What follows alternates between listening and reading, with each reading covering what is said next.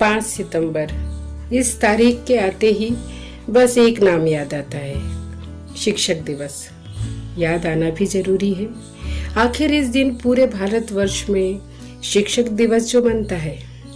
पर मेरा ऐसा मानना है कि mother's day, father's day, teacher's day और सनातन धर्म के अनुसार माने तो गुरु पूर्णिमा, क्या पूरे वर्ष में सिर्फ एक दिन के लिए ही माता पिता या शिक्षक पूजनीय होते हैं? संसार को अनवरत चलाने वाले माता पिता, इस संसार को अनवरत अपने अलौकिक ज्ञान से प्रकाशित करने वाले शिक्षकों के सम्मान में वर्ष में मात्र एक ही दिवस होना क्या पर्याप्त है? खैर, औपचारिकता वर्ष में एक दिन ही सही, क्योंकि जिनके दिल में, जिनके जीवन में यह महान विभूतियाँ बसी हुई हैं, उनके लिए तो हर दिन मदर्स डे, फादर्स डे या टीचर्स डे है। घर में माता पिता और विद्यालय में गुरु अर्थात शिक्षक। हर बच्चा जीवन का फलसफा इनसे ही तो सीखता है। माता पिता और शिक्षक यही तो संसार के सबसे समृद्ध और खूबसूरत हीरे मोती हैं, जो नैतिक और भौतिक रूप से बच्चों को तराशते हैं, इस संसार की हर अच्छाई और बुराई से अवगत कराते हैं। शिक्षक वो सेतु है जो अपने ऊपर अनगिनत बोझे को ढोते हुए हजारों लाखों बच्चों को इस दुनिया में कैसे आगे बढ़ना है, कैसे अपने सपनों को पूरा करना है, ये समझाते हुए उन्हें इस किनारे से उस किनारे उनकी मंजिल तक पहुंचा देता है। शिक्षक वो नींव का पत्थर होता है जो अपने आप को जमीन के नीचे दबाकर अपने ऊपर कई मजबूत मंजिलों को खड़ा कर देता है। और जब जब उन मंजिलों के रूप में उसके शिष्यों की तारीफ होती है, सम्मान होता है, तालियां बजाई जाती हैं, उन छात्रों की तरह ही बनने के लिए औरों को प्रेरित किया जाता है, तब वो गुरु जमीन में दबे हुए ही अपनी कर्मठता, अपने ज्ञान पर प्रसन्न होता रहता है। आज एक बार फिर आपको आपका लक्ष्य याद दिलाना चाहती हूँ।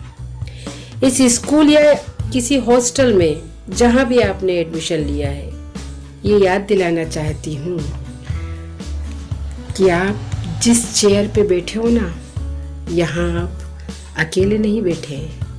यहाँ आपके साथ आपके माँ बाप की उम्मीदें भी बैठी हैं।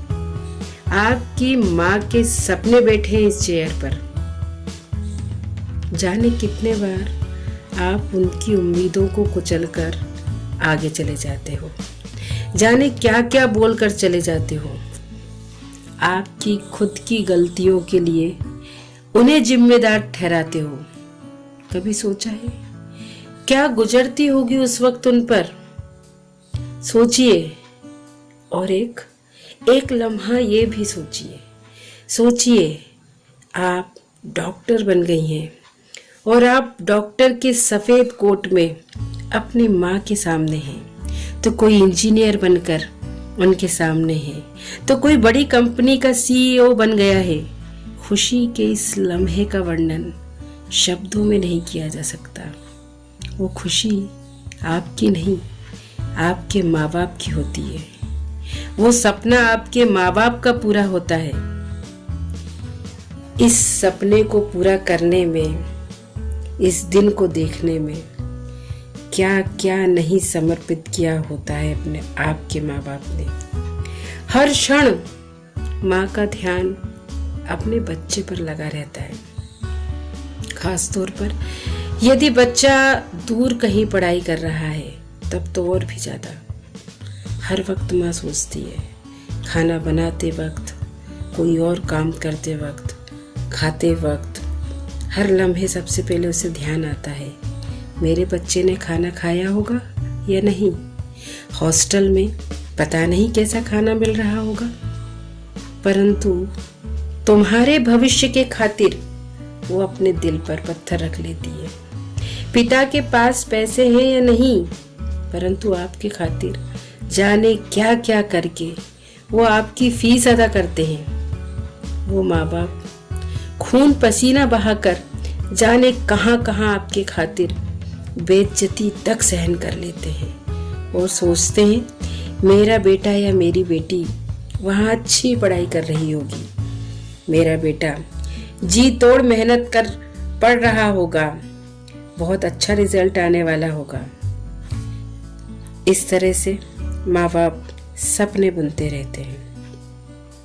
कई बार तो हॉस्टल में रहने वाले बच्चे, ज्यादातर मैंने देखा है, समय बर्बाद करते हैं।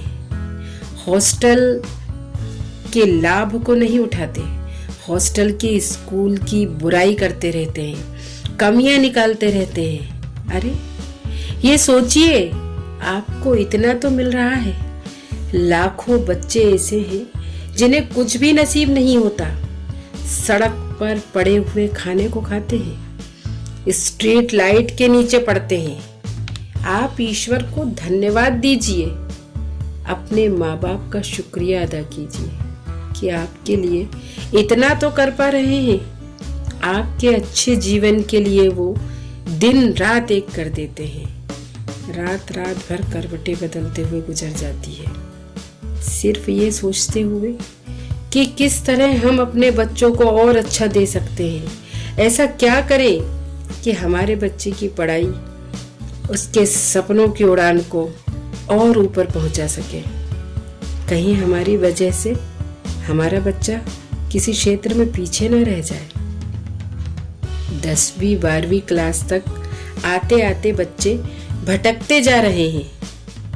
पढ़ाई के नाम पर मनोरंजन, अश्लील फिल्में, बकवास कॉमेडी वगैरह देखने में अपने भविष्य को बर्बाद कर रहे हैं।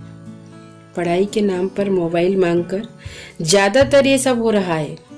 सोचिए, झूठ बोलकर आखिर आप धोखा दे किसे रहे हैं?